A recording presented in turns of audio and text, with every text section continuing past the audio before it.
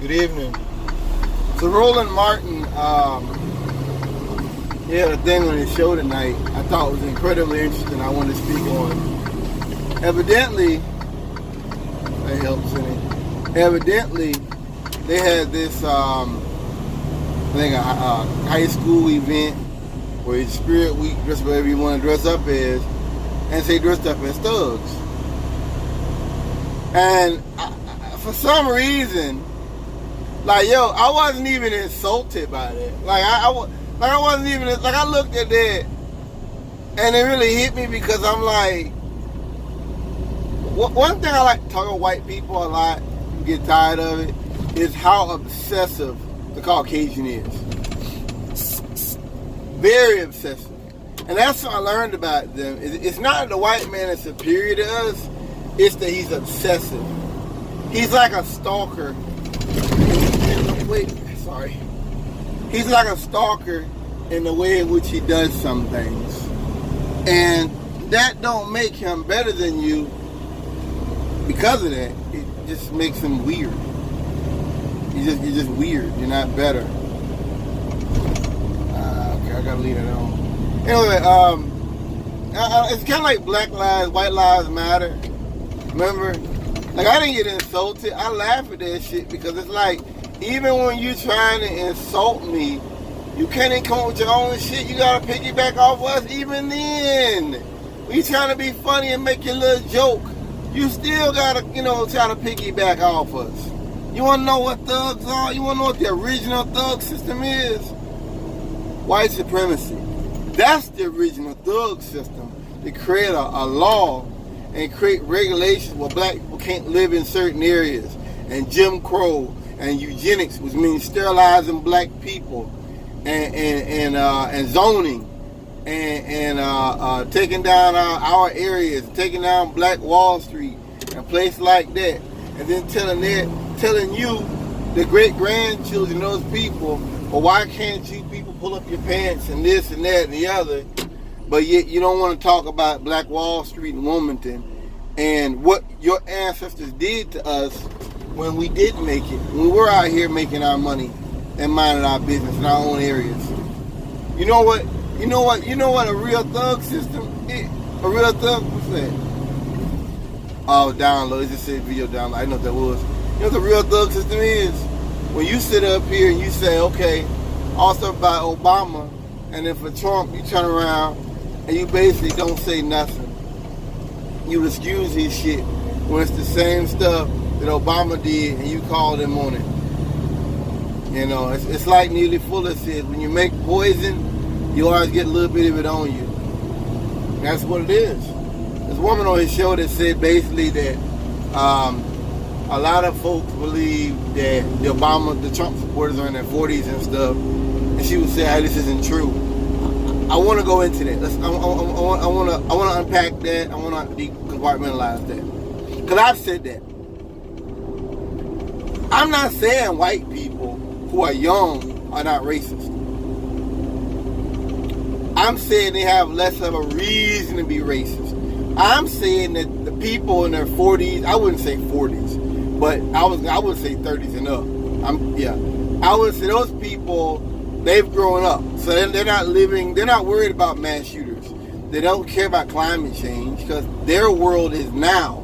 Their world is not 20 years from now. Okay? Their world is not coming. Their world exists right now. White people believe in capitalism. Like, white people believe that they can be rich. They believe everybody can be rich, and that it's just a matter of going to college. It's a matter of, doing good things and just being a good boy. Some of them really believe. Some of them I know is bullshit, but some of these white folks actually believe that crap. Now, you've got that.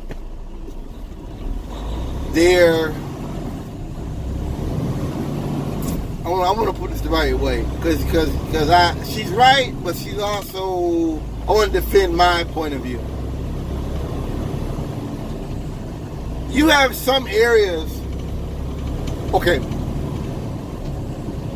it all comes down to white privilege. And if you're living in an area where you're pretty much half and half with blacks, or you're working around blacks, and y'all making the same amount of money, dating the same kind of women, going to the same kind of school, living in the same kind of neighborhood, they might be racist. But what I'm saying is, it don't benefit them. It don't benefit them to be racist. Whereas, for a white man living in Myers Park who doesn't even know any black people except from some guy maybe that works at the gas station he sees, or some guy that works at the store, that's different. It's harder to be racist to people when you're living and working around them and dealing with them. It's just hard, it's harder to do that. It's hard to, call them animals or monsters when they're going through the same struggles you are. What I'm saying is, white supremacy it's kind of like wearing armor once you get out of the combat zone. Your armor's got a purpose. It's even a benefit when the bullets. But if you're not in a combat zone and it's 100 degrees outside, everybody's sweating and all that, why are you wearing it? You know what I mean? You might as well take it off. And that's what I'm saying, white privilege or whatever, is that if you don't have white privilege, or if it doesn't benefit you, then does it make sense what I'm trying to say? Does it make sense what I'm saying to you? Does it make sense? And you're going to still have some white folks that buy into that shit regardless. I know that. Because of the way they're raised. And because it makes them feel good. Make jokes about black people smoking weed. To make jokes about black people. It makes them feel good. And they can justify the system. See, white people want to fit in. They're raised to fit into that pocket of white privilege. Some of them aren't. Some of them don't. Like that boy I told you about, the Boy Scout that kneeled at the city council meeting. I was so proud of him, man. And the Boy Scout leader was all like, well, I respect it. No, you know why? Because he's like, why are you thinking about that? You're a white boy. The world is set up for you, not for Kaepernick. You know what I mean? He's like, okay, that's fine, but it doesn't matter. Like, basically, that's like me talking to you about what some guy in Japan does. I'm like, man, these people in Japan done them dirty. It's kind of like, okay, they might have, but that don't benefit you. It don't benefit you, right? And that's how he was on that. But that boy, him recognizing it, yeah, some white folks are not going to get it. They're not, because they don't care. Because white supremacy benefits them. It's not designed to benefit people who look like me. And they know that. And they don't care. They don't care if I die or bleed out in the street. They don't care about that. They don't care about good guy or bad guy. They don't care. We got a lot of that out here.